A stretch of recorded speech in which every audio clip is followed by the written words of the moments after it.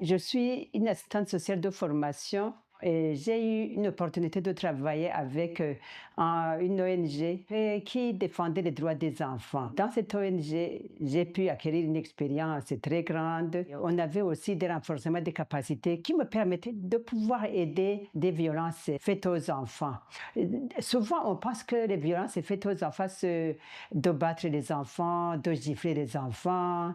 Alors qu'il y a beaucoup d'autres maltraitances. On peut ne pas donner à manger à un enfant, on peut donner beaucoup de travaux très lourds aux enfants par rapport à l'âge qu'il faut, et on peut ne pas donner des choses nécessaires pour l'enfant, alors que il y a beaucoup de besoins d'un enfant auquel il ne peut pas lui-même subvenir sans que les parents les donnent.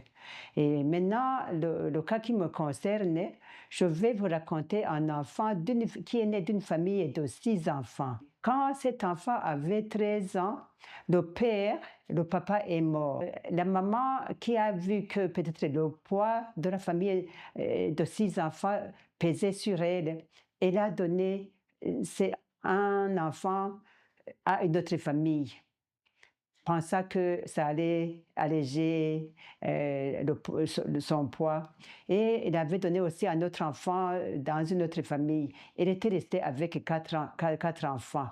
Mais à un certain moment aussi, après 2 ans, la maman est morte. Cet enfant qui était placé dans une famille où on le maltraitait, il n'avait pas le temps d'étudier parce qu'il faisait beaucoup de travaux lourds par rapport à son âge. Il n'avait pas le temps d'étudier, de revoir ses leçons, et il a échoué quand il était en 9e mai. Un autre oncle l'a pris, et là, quand il est arrivé là-bas, il a senti quand même un amour particulier, mais n'empêche que parce qu'il avait subi des traumatismes, ça fait que cet enfant développe des maladies psychosomatiques. Plusieurs fois, il prenait de l'alcool. Il buvait jusqu'à être ivre. C'était pour camoufler un peu ce qu'il a vécu avant. On l'a accepté comme ça, puis en essayant de l'accompagner, il est guéri de ça, de tout ça. Mais maintenant, maintenant, il ne boit plus. Pour dire que on peut dire que nous avons réussi d'une part, même si on a subi des traumas, même si on peut penser qu'il ne peut pas revenir à la normale, il est toujours conseillé de ne pas laisser le travail qu'on a commencé, qu'il faut avoir le courage de continuer, et aussi des fois se faire aider aussi par d'autres qui sont plus expérimentés que toi. Je vous raconte cette expérience parce que il y a des fois où on peut penser que le cas est perdu, qu'on peut se désespérer, mais il y a toujours lieu de toujours espérer.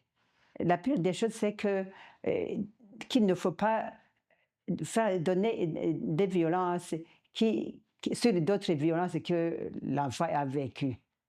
Pour conclure, je dirais qu'il ne faut pas désespérer, il ne faut jamais désespérer. Moi, j'ai déjà vu qu'il y a beaucoup de cas qui réussissent parce qu'on n'a pas rejeté l'enfant qui était concerné par ces traumas, qui était presque désespéré, en cas désespéré, mais il y a toujours, on a toujours espoir de sauver quelque chose. Le garçon, maintenant, quand il a terminé les études, il a pu trouver un travail, il se débrouille, et c'est un bon garçon qui a un amour particulier, peut-être parce qu'il a été aimé lui aussi.